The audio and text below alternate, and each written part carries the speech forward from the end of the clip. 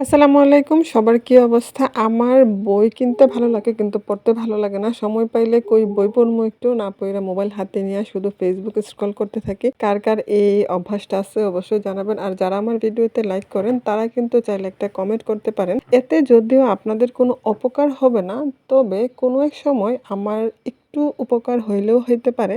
আবার অনেকেই বলে ২-১ টা কমেন্ট দিয়ে কি হবে? আমি বিশ্বাস করি ক্ষুদ্র থেকেই বৃহত্তের সৃষ্টি। কিছু মানুষ বলে সুখ যদি না থাকে টাকা দিয়ে কি হবে? কি অদ্ভুত কথা, তাই না? সত্যিই শুনলে অনেক হাসি পায়।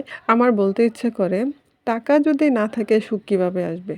সুখের মূলই তো হচ্ছে টাকা। মানুষের লাইফে কত ইচ্ছা থাকে, কত স্বপ্ন থাকে, সেটা তো টাকার জন্যই করতে পারে না, তাই না? আমার লাইফের সবথেকে ভালো সময় হয়েছে এটা। এই সময়টা আমি কোনোদিনও ভুলবো না, যদিও ওইখানে আর যাওয়া হবে না। আগে একটা সময় কি ছিল জানেন? পরীক্ষার হল থেকে বের হইলে টাকা আলাদা করে রেখে দিতাম, যেটা যাওয়ার সময় আচার হতো বা কোনো কিছু একটা খাবার। এখন হল থেকে বের হইলে, পরীক্ষা শেষে হল থেকে বের হইলে মনে হয় যে বাচ্চাদের জন্য কি নিবো?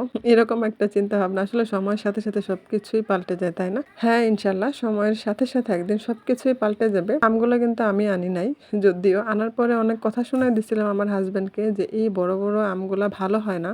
আমগুলা কিন্তু খাইতে অনেক ভালো হয়েছিল, অনেক মিষ্টি ছিল। উপর থেকে দেখে আসলে সবসময় সব জিনিসের বিচার করা যায় না এবং সঠিকও হয় না। আর এদিকে ও আমার মেয়ের পিঠে একদম লেগে ঘুমাইতেছে। ঘুমানোর সময় মনে হয় ডিস্টার্ব করতেছিল, ধমক দিছে, তার জন্য একদম পিঠের সাথে লাইগা ঘুমাইতেছে। সবাই ভালো থাকবেন, আমার জন্য দোয়া করবেন। আল্লাহ হাফেজ।